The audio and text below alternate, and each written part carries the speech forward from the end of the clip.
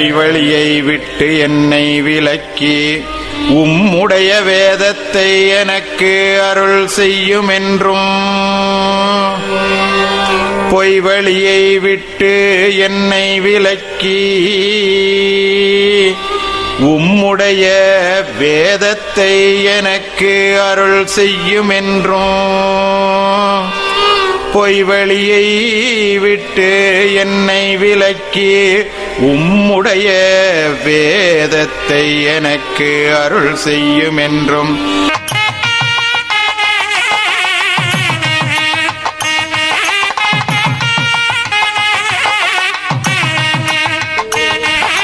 இனிய சுவையூட்டும் ஏற்ற முளனவையும் பல்லிடிக்கீழாதோ மண்ணுமெழில் ஆசான் தன் வண்ண உடல் அங்கமே நாம் என்று வாழ என்னிடமே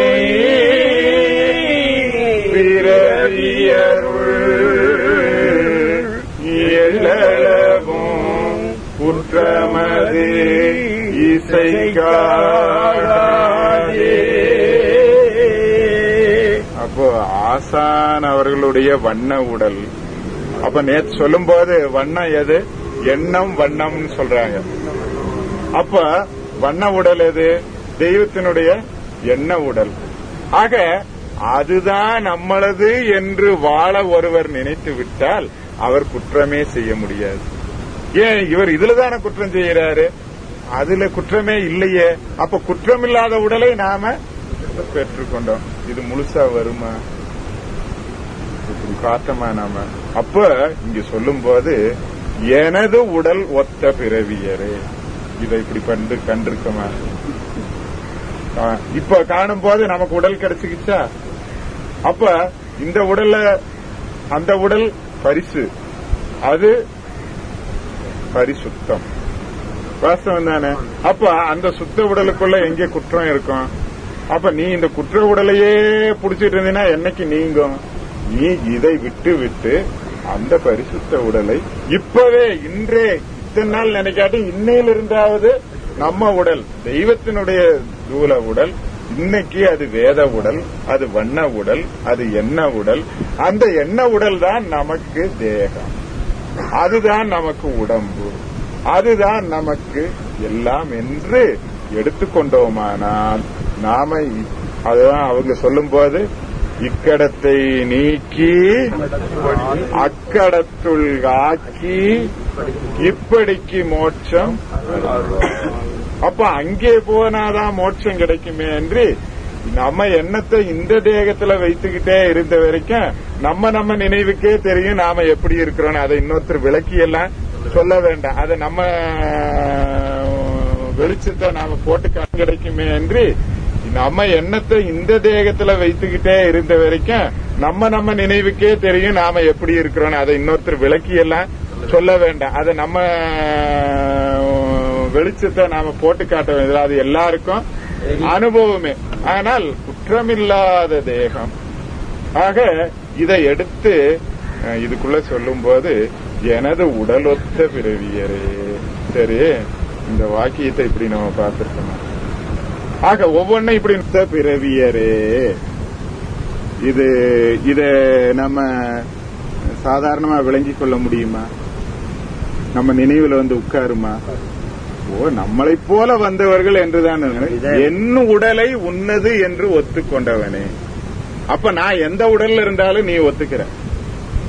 அப்போ அன்று தூலதேகத்தில் இருக்கும் போதும் ஒத்துக்கிற, இன்று அந்த ஜீவதேகமாகிய அந்த பரிசுத்த ஆவித்தேகமாகிய நாத தேகத்தில் இருக்கும் போது அது வண்ண உடலாக, அது எண்ண உடல். நம்மளுடைய எண்ணம், அதாவது எம்முடைய எண்ணம், தெய்வம் அந்த திருவாக்கியத்தில் சொல்லும் போது எம்முடைய எண்ணம் சதா உன் உள்ளத்தில் வைத்துக் கொண்டிருக்கும் பொழுது உனது எண்ணமெல்லாம் வண்ணமாகிவிடும். இதுதான் வண்ண உடலினுடைய செயல். ஆக இப்போ எவ்வளவு நேராக இருக்கிறது. இது முன்னுக்கு பின் முரணில்லை, இது நடைமுறை சாத்தியம். ஆக நமக்கு இது முடியும் தானே. ஆக எனது உடலொத்த பிறவியரே. அப்போ ஒவ்வொரு எழுத்தையும் நாம போகும்போது எவ்வளவு ஜாக்கிரதையா தாண்டி போகணும்னு இருக்கு. ஏன் அது நிலை. அந்த நிலைக்குள்ள நுழையும் போது குனிஞ்சு பத்திரமா ஜாக்கிரதையா அதுல இருக்கிறது. அந்த வீட்டுக்குள்ள போனா எத்தனையோ, அந்த வீட்டில் ரத்னமலை அனந்தங்கோடி குவியல், அந்த வீட்டில் ரத்னமலை அனந்தங்கோடி குவியல், எந்த மட்டும் திருடிக்கொள்ள எவர்க்கும் மன பொருத்தம். இப்ப இது திருடுனதுதான். ஏன்னா பாடுபடாம கிடைக்கிறது எல்லாம் திருடுதுதான் இல்லையா. இப்போ இது பாடுபடாம தெய்வம் கொடுத்தாங்க. நானா போய் திருடாட்டி கொண்டாந்து தூக்கிட்டு வந்து போட்டாங்க அவங்களுடைய பொருள். ஆனா நான் பாடுபட்டனா. ஆனா இதை எடுத்து சொல்லும் போது அந்த திருடுதலுங்கிறதுக்கு அர்த்தம் வேறையா போகுது. திருடுதலுக்கு அத நாம முன்னையே ஒருக்கா பேசி இருக்கோம். அதை மறந்திருக்கலாம், அதை பின்னால அப்புறம் பேசணும். ஏன்னா அதை பேசினா அதுக்கு 1 மணி நேரம் வேணும். ஆக இப்ப நாம போறது குரு என்பது நிலை என்று சுப்பிரமணிய பிரான் சொல்றாங்க. அதுக்கு தெய்வம் என்ன சொல்றாங்க? அப்ப எனது உடலொத்த பிறவியரே, இங்கே உம்முடைய செவித்துளையை உன்னுடைய செவித்துளையை என்னுடைய நிலை சாயா. அது சாயாது. தேகத்தில் இருக்கும்போது சாஞ்சிருவாங்க. அப்ப நிலை எங்க இப்ப இருக்கா, தேகத்தில் இருக்கும் போது இருக்கா? என்றும் உள்ளதுதானே. தெய்வம் தூலத்தில் இருக்கும் போது சரின்னு நமக்காக சாய்வாங்க. இப்ப நிலை சாயா நீதி நெறி துவனிக்கு. இப்ப எந்த துவனிக்கு சாய்ச்சிக்கிட்டு இருக்கோம்? அப்ப அந்த நிலை இன்னைக்கு என்னவா இருக்குது?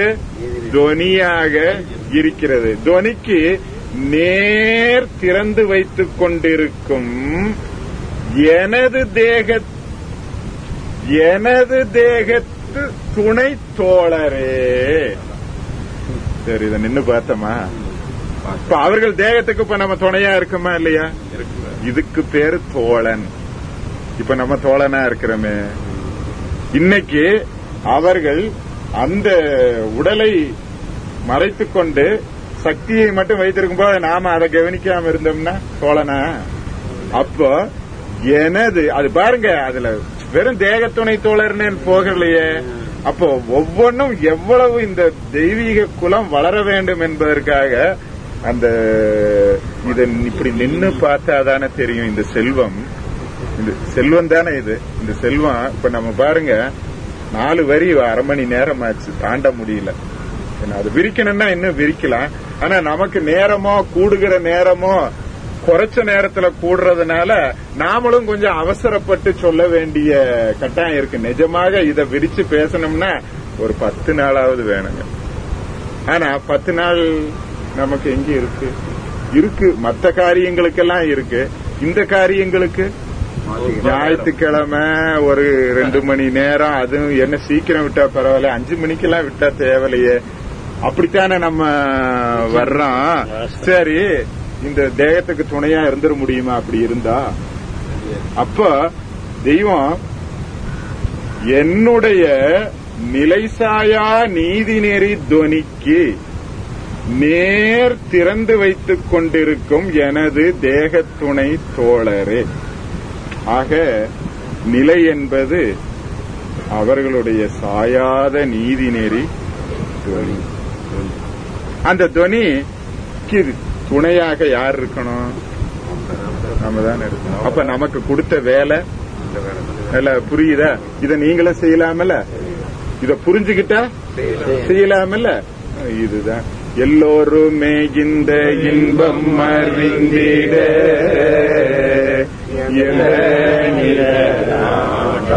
அவர்களுடைய நாட்டம். அந்த நாட்டத்தை எடுத்து சொல்ல வேண்டியது நம்மளுடைய ஆட்டம். நாட்டந்தேட்டம் ஓட்டம் ஆட்டம் நயந்து சேர்ந்திட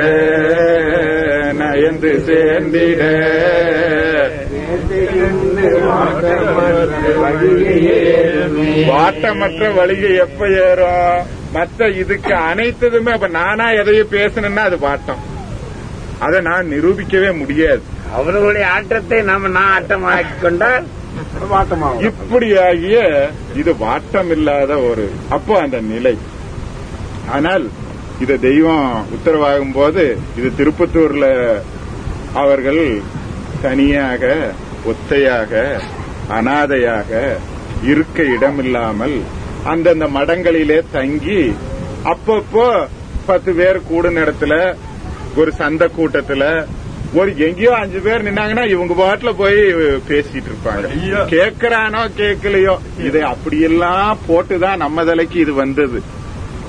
இப்படியெல்லாம் உட்கார்ந்துகிட்டு எழுதி வச்சுக்கிட்டு வேதத்தை போட்டுக்கிட்டு இப்படியெல்லாம் பண்ணனது அல்ல. இது அன்று தெளித்த விதை.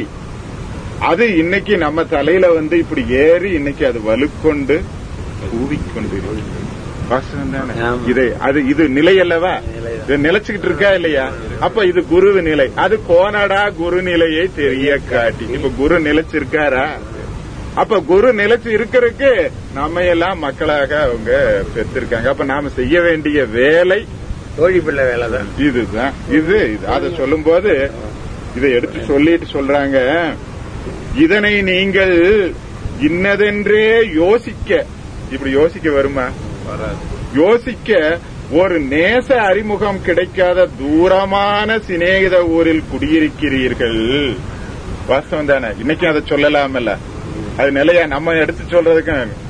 மேலும் நான் வலிய வந்து இதை இப்ப இதை வலியத்தான் சொல்லிட்டு இருக்கான். வலிய வந்து இதை உங்களுடைய செவித்துளைக்குள் ஏற்றி வைத்தாலும் அதனை மாற்றி இதுவா இருக்கும். அது என்னையா? அது அப்படி இப்படிதானே? அந்த ஊர்ல தானே நாம குடியிருக்கிறோம். அந்த சிநேகித ஊர் தான், அந்த சிநேகம் தான் நம்ம கிட்ட அதிகம் இருக்குது. அதுக்கும் வாசகம் கொடுத்துட்டாங்க பாருங்க. நாம ஒன்னும் சொல்ல வேண்டியதில்லை. ஏற்றி வைத்தாலும் அதனை மாற்றி வேறே ஒன்றை புகுத்தி வைத்து நீச்ச ஆசை காட்டி இழுத்து சென்று அழி விளையாட்டு வேடிக்கை குழிக்குள் வைக்குகின்ற. இன்னைக்கு ஞானங்கிறது வரவேற்பும் தாள தம்பட்டங்களும் அப்படி ஆஹாவு 10,000 செலவு பண்றது 50,000 இதான் ஞானம். இப்படி அமைதியா வந்து உட்கார்ந்து அவர்களுடைய அந்த தேவ வாசகத்தை தெய்வ வசந்தத்தை நம்ம செவித்துளைக்குள்ள ஏத்துக்கிறது தான் தெய்வீகம் அப்படின்னு ஒருத்தன் அதை எடுத்து சொல்லிட்டு இருந்தா இப்படியா இருக்கும். இதுல என்னையா இருக்குது? அப்படின்னா என்ன இருக்குன்னு அதை எடுத்து உண்டு அதை உணர்ந்து எடுத்து நீங்க இதை இன்னொருத்தருக்கு சொல்லி பார்க்கும் பொழுது உங்களுக்கு அதுல என்ன கிடைக்கும் என்ற வரவு தெரியும். அது வரைக்கும் நான் எடுத்தீங்கன்னா வாழ்வெதுவும் வையம் வாழ்வும் வாழ்வு உனது வாழ்வு. அவங்க வாழ்வுதான் நம்ம வாழ்வு. அப்ப அவங்க தேகத்தில தான் நாம வாழணும். அவர்களுக்கு தான் நாம தோழராக இருக்கணும். வாழ்வெனது வாழ்வெதுவும் வையம் வாழ்வும் வாழ்வு உனது வாழ்வனது வேறும் உண்டோ? நான் வாழ்றது தாழ்வதுவே வாழ்வதென தழும் பங்கேறி தயங்குகின்ற மனுக்குலத்தின் தன்மை கண்டே. இதுதான் நம்மளாக இந்த அறியாத சாம்பின சந்தை கூட்டத்தில் இருக்கிறோம் என்று ஆயாத அறிவுடைய நீவீர் எல்லீரும். யாருக்கும் அறிவு இருக்கு, ஆனா ஆயாத அறிவு. இன்னது இன்னது இன்னதுக்கு இன்னதுன்னா இது எப்படி இப்படி ஆகும்?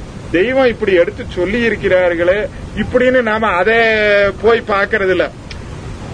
ஆடம்பரம் அது இது அந்த அப்படி நடந்து போச்சு இப்படி நடந்து போச்சுன்னு இதையே நிகழ்ச்சிகள் திரண்டு நீவீர் எல்லீரும் திரண்டு ஆர்வம் அழிந்து வேணுமென்று வந்து என்னை பிடித்து வைத்து முன்னால் இருந்து கொண்டு யாம் கூறுவதை யோசனை பண்ணுவீர்களே. ஆனால் வேற எதையும் யோசனை பண்ணக்கூடாது. யாம் கூறுவதை யோசனை பண்ணுவீர்களேயானால் உங்களுக்கு நிரப்பமான அழியா பெரு நிதியமாகிய ஒரு மேலாம்பரமான 4ஆம் பதம் பெறும் மெஞ்ஞான தெளிவு கிடைக்கும். என்ன கிடைக்கும்? அதனாலதான் அவரு சொன்னாரு அன்னைக்கே, தெளிவு குரு சிந்தித்தல் தானே. திருமூலர் அன்னைக்கு சொன்னதை யாராவது எடுத்து பேசினாங்களா? தெய்வம் இந்த செயலை உண்டாக்கின பிறகுதானே திருமூலருக்கும் அவருடைய செயல் அன்னைக்கு எடுத்து சொன்னது இதைத்தான் குறிப்பிட்டிருக்கிறார்கள். அப்ப மெஞ்ஞான தெளிவு கிடைக்கும். இது நிச்சயமாக கிடைக்கும். மற்றதெல்லாம் கிடைக்கும் நீ ஏமாந்துட்டு இருக்க வேண்டியதுதான். இது நிச்சயமாக கிடைக்கும். இவ்வாறு தெளிவு, இந்த தெளிவு பதிவு பெறுகிற வரைக்கும், இது உங்கிட்ட பதிவு பெறுகிற வரைக்கும் நான் சலியாது நிலை பேரா நிற்பேன் பிறவியரே. நிலை, இப்ப இந்த நிலையை தேடுறதனுடைய பயன் எத்தனை கிடைச்சிருக்கு பார்த்திருக்கீங்களா? அப்ப இந்த பாதை இப்ப தெரியுதா? அப்ப ஒண்ணு சொன்னாங்கன்னா அந்த ஒரு வார்த்தையை குறிச்சு தெய்வம் எங்க எதை எடுத்து சொல்லியிருக்காங்கன்னு நம்ம 4 வேதத்துக்குள்ளேயும் நுழைஞ்சோம் அப்படின்னம்னா அத்தனை செல்வமும் நமக்கு கொட்டிரும். இதுதான் அப்ப அதனுடைய பயணத்தான் எடுத்து இப்போ நம்மளுக்குள்ள பங்கிக்கிட்டு இருக்கோம்.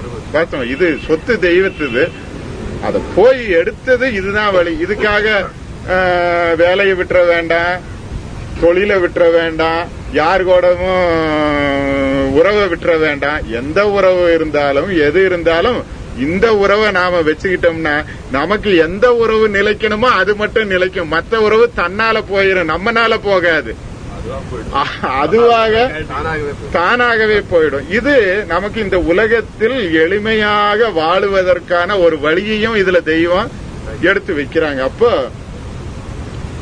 நான் சலியாது நிலை பேரா நிற்பேன் பிறவியரே, இந்த வார்த்தையானது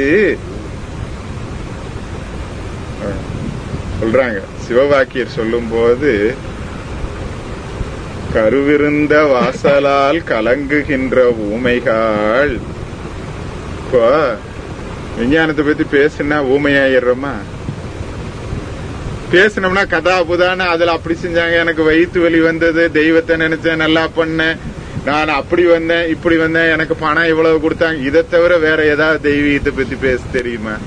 அது சொல்லும் போது அது கருவிருந்த வாசல். நம்ம அப்ப கருவிருந்த வாசலால் கலங்குகின்ற ஊமைகள் குருவிருந்து சொன்ன வார்த்தை குறித்து அதை நீ உன் உள்ளத்தில் குறித்து நோக்க வல்லீரேல்.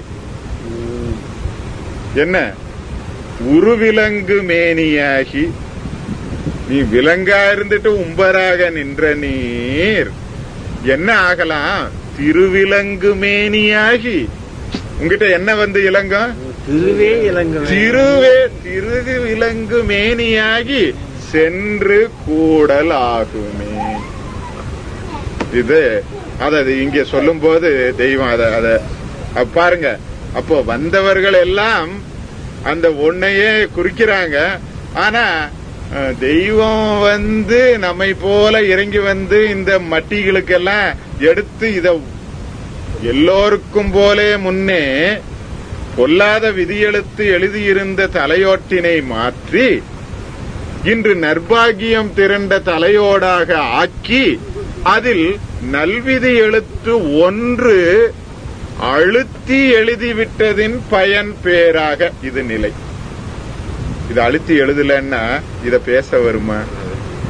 பயன் பேராக எல்லா வேதங்களையும் எம்மதங்களையும் சம்மதங்களாக அந்த செயல் கைகொண்டேறி கண்டெடு. இன்னைக்கு பாருங்க, திருமூலர் முன்னால போயிட்டு இருக்காரு, சிவவாக்கியர் முன்னால இதுக்கு வர்றாரு. இப்படி எல்லா வேதங்களையும் எம்மதங்களையும் சம்மதங்களாக செயல், அந்த செயல் இன்னைக்கு நம்ம கையில கைகொண்டேறி கண்டு எடுத்துக்கொண்டு கண்டெடுத்ததுதான், உழைச்சு பெற்றது இல்ல.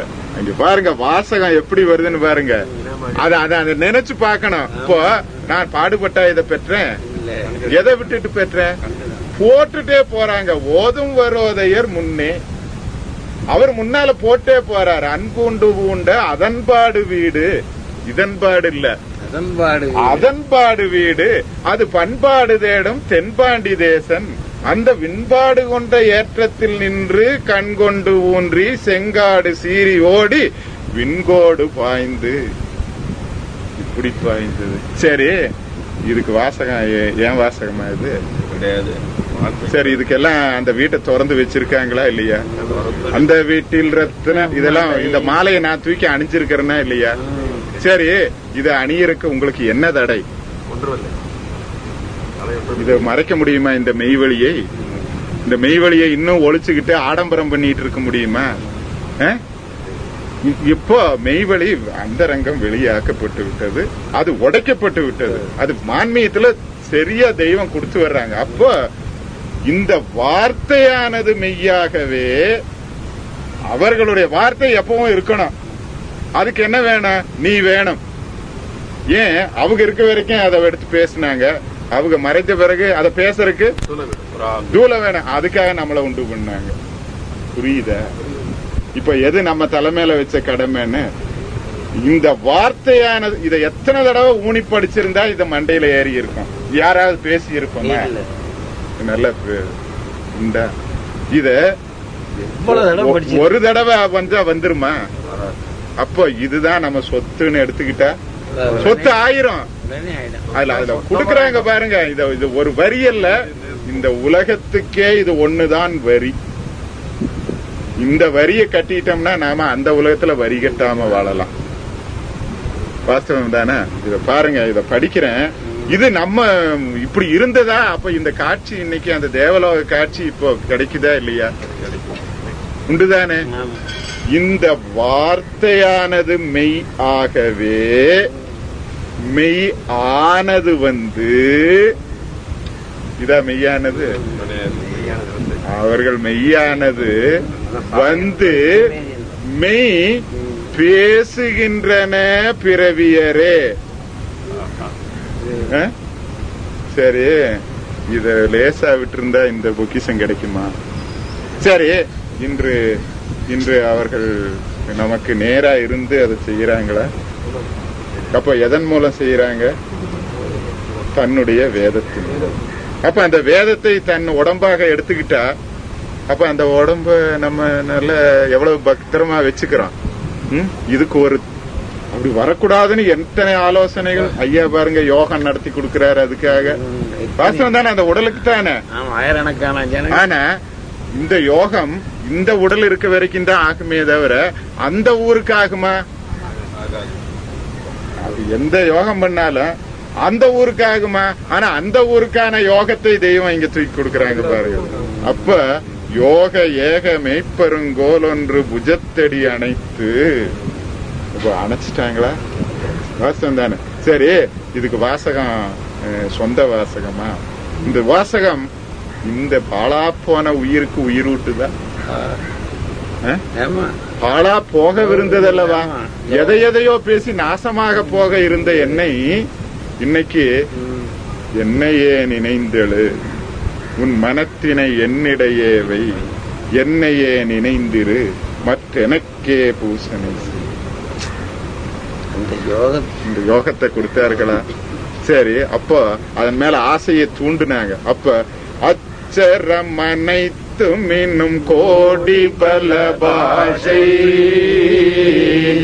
மெச்சுமதன் உச்ச நிலை நிலை அங்க நிக்கணும், அங்க நிக்கணும். அந்த நாம இப்ப நிலையில இருக்கிறோம்.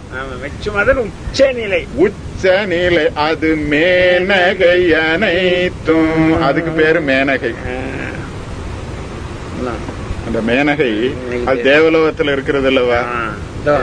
அந்த மேனகை இப்ப நம்ம கூட அந்த நடனம் ஆடிக்கொண்டிருக்கிறார்கள்.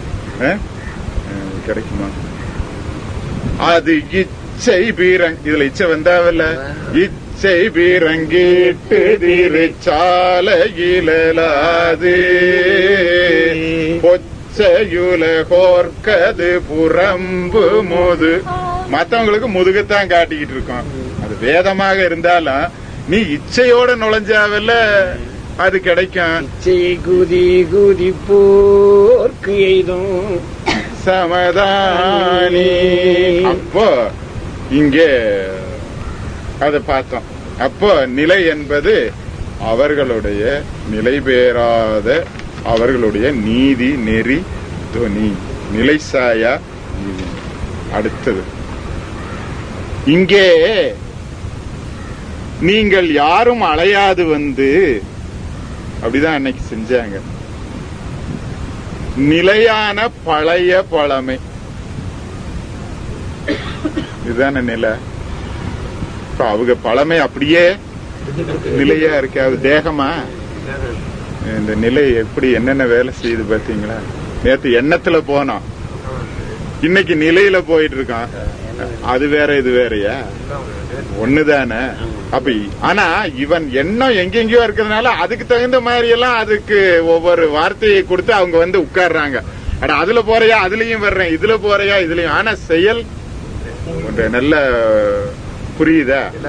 நேத்து எத்தனை சரி இப்படி நாம ஒவ்வொன்னையும் எடுத்துக்கிட்டோம்னா நமக்கு சொந்தமாயிடுறாங்களா? உத்தரவு அந்த உத்தரவு நமக்கு சொந்தம் ஆகுது. ஆக இங்கே நீங்கள் யாரும் அலையாது வந்து நிலையான பழைய பழமை பேசி தொடர்ந்து நிற்க வந்திருக்கின்றேன். இது நம்ம வார்த்தையா? இப்ப தொடர்ந்து நின்று கொண்டு இருக்கிறார்கள் அல்லவா? யார் மூலம்? நம்ம மூலம். அப்ப நாம எதை எடுத்து வச்சுக்கணும்? அந்த நிலையை எடுத்து வைத்துக் கொண்டு வேணும். நிற்க வந்திருக்கின்றேன் என்று நீங்கள் நினைத்து பாருங்கள். நீங்கள் இப்ப நினைச்சு பார்த்தாதானே வர முடியும். கனத்த உலகீரே என் பிறவியரே, உன்னுடைய பிறவிதான் உனக்கு இல்லையா? இது நல்லா நின்னு பார்க்கணும். அப்ப இது அப்போ அத சொல்லும்போது அவங்க சொல்லும்போது என் நிலை தன்னை நிலை தன்னை அவங்க நான் நிலையா இருக்கேன், ஆனா நீ நிலையில்லாத ஒன்ன புடிச்சுக்கிட்டு இருக்கிற. என் நிலை தன்னை எவர் அறிந்திடினும் எவர் அறிந்து இடினும். இதெல்லாம் என்ன சும்மாவா? இவர் அறிந்திடினும் இவர் அறிந்திடினும் இந்த நிலையை நான் எந்த நிலையில இருக்கிறேன் அப்படின்னு இதுக்கு என்னையா வேணும்? தெய்வம் சொல்றாங்க, சாஸ்திரங்களை கற்று தேர்ந்து எம்மிடம் வர வேண்டியது இல்லை. அந்த சர்வலோக சரண்யனை பற்றி நான் பற்றி அதை உனக்கு போதனையாக போதிக்கும் போது உன் நினைவே உனக்கு வாத்தியாராக நின்று விளங்கும். ஆகவே எம்முடைய வார்த்தைகளை உன் செவியில் நுழைத்துக் கொண்டால் போதும். இதுதானே போதுங்கிற. நீ ஏன் இங்கிருந்து பல்லக்கு தூக்குற? நீ ஏன் இங்கிருந்து அங்கேயும் இங்கேயும் எவ்வளவு? ஆக எதை பல்லக்கா தூக்கணும்? இப்போ இது பல்லுல பல்லு அக்குள்ள இருக்கா? பல்லக்கு எங்க இருக்கு பாத்தீங்களா? இந்த முத்து பல்லக்கேரி முருகரும் வராரா? ஏன்னா அவரு சொல்றாரு, நானடா நான் இருக்கும் இடம்தான் காட்டி. அப்போ இப்ப இந்நேரம் காவடி தூக்கணுமா பல்லக்கு தூக்கணுமா? இது எவ்வளவு? இது இருந்ததனை இருந்தபடி பல்லக்கு தூக்க வச்சாங்களே, நீ போய் தூக்கிட்டு அலையறியே. அப்போ அது என்ன அறியாது. ஆக இந்த தெளிவுல வரும்போது எல்லாம் நம்ம கிட்ட வருது பாத்தீங்களா? ஆக என் நிலை தன்னை எவர் அறிந்திடினும் தன்னிற்றானே தலைவனை அறிந்து மண்ணூழி ஊழி காலமும் வாழ்வார். அவர் ஊழி காலம் அவர் ஊழி பண்ணிட்டு இருக்காரு. இப்ப இந்த ஊழியத்தை இப்போ நம்ம மூலியமாக நம்மளை கருவியா வச்சு நம்மளை தோழனா வச்சு நம்மளை ஒரு ஆளா வச்சு இல்லையா? அப்போ என்னையும் ஒரு ஆளா கொண்டு இந்த பொல்லாத வெண்ணோய் தீர்த்த புனிதன் தன்னை இப்படி பூந்து உறுத்தி கண்டேன் நான். சிவன் அவன் என் சிந்தையுள் நின்ற